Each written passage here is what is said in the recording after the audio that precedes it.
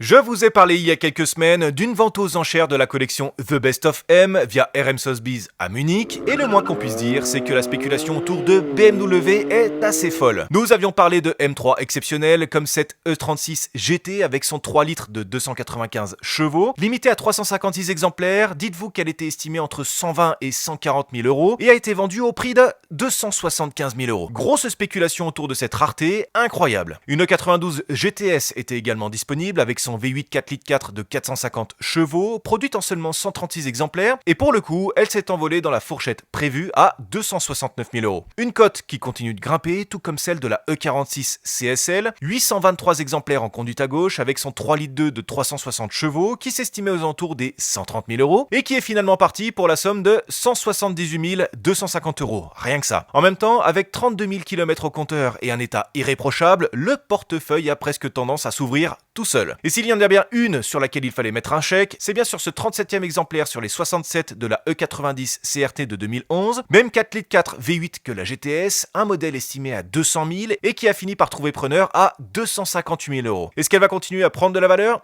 C'est à suivre. Si vous êtes plus dans la classique, il fallait absolument acheter une E30 Sport Evolution. Pour vous dire, cet exemplaire était estimé pour 200 000 euros et un virement a été effectué pour un montant de 325 625. Autant dire que le collectionneur qui l'a acheté sait exactement ce qu'il fait. Vous aviez également une Z1 qui est partie pour 80 500 euros dans son estimation finalement, une Z3M coupée estimée à 80 000 et qui repart avec son nouveau propriétaire qui a mis 126 500 euros sur la table, et pour sa sœur, la Z3M Roadster, cette dernière a pris la route pour 97 750 euros. Après, si vous aviez plus l'appétit pour la fameuse Z8 Alpina, sachez que cette dernière garde très bien sa cote et est partie pour 303 000 euros seulement. En parlant de cote, les classiques ne font jamais défaut, comme cette 2002 Turbo de 1975 entièrement restaurée qui va connaître un nouvel emplacement pour un prix de 126 500 euros. Ou encore cette M1 de 1980 qui, pour rappel, est un modèle qui a été produit en 399 exemplaires et qui est estimé pour un demi-million d'euros. Celui-ci a été complètement dépassé pour atteindre les 567 000 euros. Assez folle celle-ci aussi. Les seuls qui ont tendance à décoter et qui sont partis en dessous de leur prix d'affiche neuve sont les M4 CSL de 2023 vendus au prix de 120 000 alors que ça valait 180 000 euros au catalogue, et la M4 GTS de 2016 qui valait 150 000 euros neuve et a trouvé preneur pour 127